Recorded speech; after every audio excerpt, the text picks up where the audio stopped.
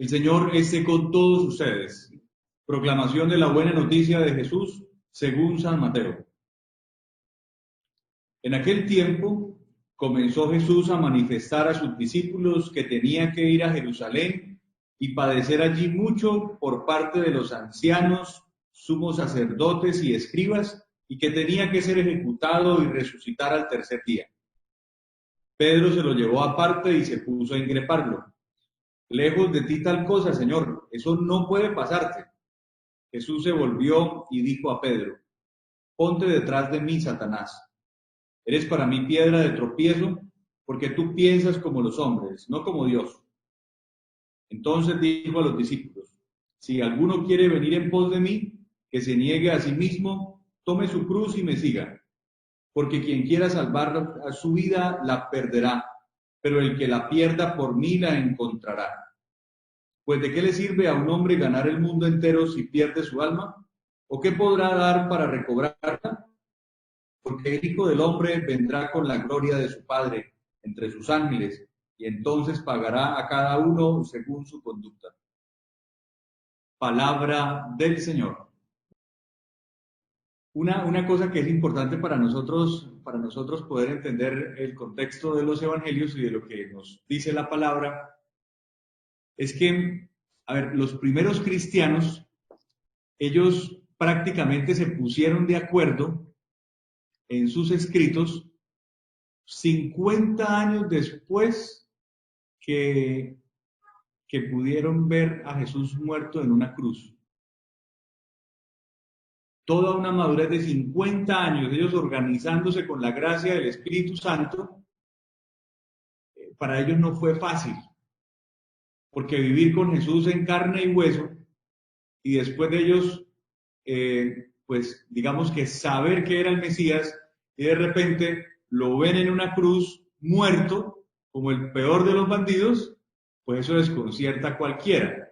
Entonces, de empezar a reconstruir todo eso, era algo, pues, muy difícil. No crean que eso fue, se murió Jesús, y al tercer día resucitó, y entonces, ¡ay, ya vamos a escribir unos evangelios, qué chévere! No, eso no fue así porque era algo desconcertante. Pues imagínense, lo que más le impactó a ellos era ver la muerte de Jesús. Era algo totalmente impactante, pero negativamente. Entonces, armar una teología de salvación a partir de la cruz, de ver a mi maestro, al Mesías, al Hijo de Dios, muerto en la cruz, eso es algo muy difícil. Entonces, los estudiosos dicen que tal vez el primer relato que hubo escrito de los cristianos era cuando hablaba de la pasión y muerte de Jesús. Ese fue el primer relato tal vez que hubo. Y a raíz de eso, entonces se fue construyendo los demás otros pedacitos y 50 años después es que está el Evangelio de Marcos elaborado. Y la resurrección a ese Evangelio se le añadió 20, 30 años después.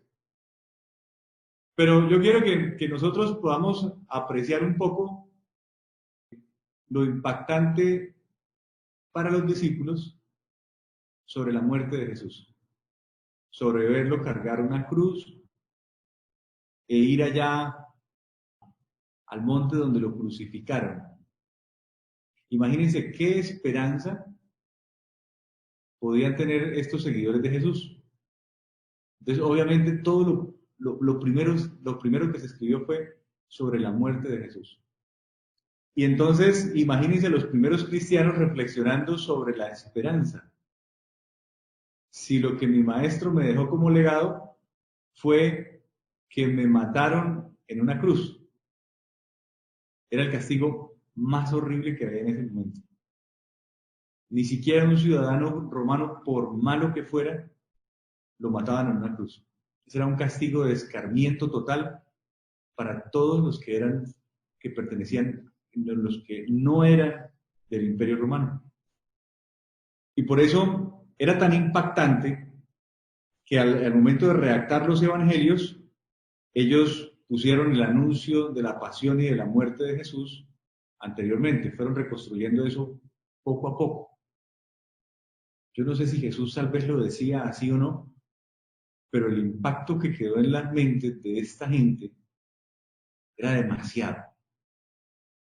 Y miren cómo la fuerza del Espíritu Santo entra en la vida de estos primeros cristianos y todo lo que ellos sienten dentro de ellos logran trascenderlo hacia la resurrección. Pero eso hablamos, vuelvo y les repito, de 50 años de maduración en la fe. Nosotros llevamos 2000 y no entendemos nada todavía, o no queremos entender nada. Y lo hemos tergiversado de muchas maneras. Y yo quiero que hoy entendamos desde el Evangelio algo muy importante. Y es que seguir a Jesús, como Jesús lo está planteando, seguir a Jesús no se trata de renunciar a nada. No podemos hacer el seguimiento de Jesús como si fuera algo tan caótico y tan feo. Y como si fuera para ver un asunto de algunos pocos solamente. Jesús básicamente no nos pedía que renunciáramos a nada. Él solamente nos invitaba a cargar con la cruz y a seguirlo a Él. Y cuando hablamos de ser discípulos de Jesús, nosotros estamos hablando es de elegir en cada momento lo mejor. Elegir seguir a Jesús es poder saber qué es lo mejor que me está brindando Dios en este momento. No hay que hacer ninguna renuncia, pero sí hay que decidirnos por elegir siempre lo mejor que Dios tiene para nosotros.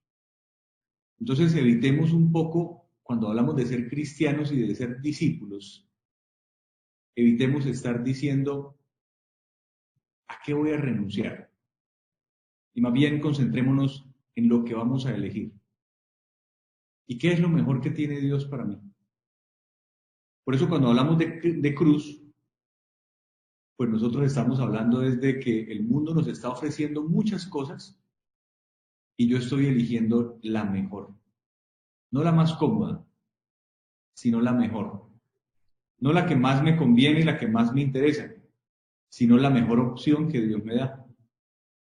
Y es una opción por el Espíritu, por la resurrección. Es decir, yo, la elección que tengo es vivir en el Espíritu de Dios. Es desplegar desde mi humanidad, poder desplegar mi vida en el Espíritu. Es poder decir, claro, tengo un cuerpo que tengo que cuidar, parto de que soy un humano, pero desde aquí, desde dentro de mí, hay algo que puede ser mucho mejor y más que humano. Y es el Espíritu. Es la vida que Cristo nos invita a seguir.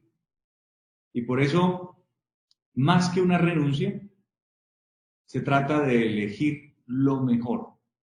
Y lo mejor que siempre tenemos nosotros es lo que el Espíritu de Dios que vive en mí me permite elegir. Entonces tratemos como de hacer tanta renuncia, que no es lo más importante, sino de elegir qué es lo que Dios quiere que yo elija, qué es lo mejor que Él me está ofreciendo en este momento. Y ahí podemos ver entonces que, claro, seguir a Jesús es prácticamente casi que opuesto a seguir al mundo. Es elegir trascender de mi biología y desplegarme en mi espíritu. Y por eso el que pierda por Jesús la vida, la ganará. Es decir, el que pase a un segundo plano lo biológico, encontrará la vida en el espíritu. Y por eso la vida humana no se nos da para que la guardemos y la preservemos, sino para que la consumamos en beneficio de los demás. No se trata de guardarnos para vivir más tiempo. Se trata de vivir para que yo pueda elegir todos los días lo mejor que tengo en beneficio mío y de los demás. Evitemos guardarnos la vida para nosotros. Evitemos guardarnos las energías para mañana. Hoy es cuando tenemos toda la oportunidad para nosotros dar lo mejor de nosotros, para nosotros poder elegir una vida en el Espíritu de Dios, para nosotros poder decir, esta vida que me está regalando el Señor es para compartirla, es para poder sentir que aquí dentro vive Dios y que me está ofreciendo un camino de salvación y que me permite compartirlo con los demás. Por eso celebrar la Eucaristía es celebrar que mi vida es para compartirla, que mi vida es un alimento para otros que lo necesitan, que mi vida es una bebida que genera alegría en los demás, pero que primero yo tengo que saborear en mí ese alimento que se llama Jesús, esa bebida de alegría que se llama Jesús mismo. Y por eso seguir a Jesús hoy es optar por la vida en el Espíritu, por dejarnos iluminar y dejarnos despertar por ese Espíritu de Dios que hoy nos está llamando. Yo quiero invitarlos para que en un momento de silencio todos nosotros podamos darle gracias al Señor por la vida que nos ha regalado. Y ahora vamos a celebrar nuestra vida como la vida de Cristo. Una vida que es como un pan para compartirlo con los demás, para que todos los que puedan comer de nosotros puedan hacerlo. Para que todos los que puedan beber de nosotros puedan hacerlo. Para que nosotros hoy, así como el pan y el vino, Jesús se nos presenta como un alimento para fortalecer nuestro espíritu.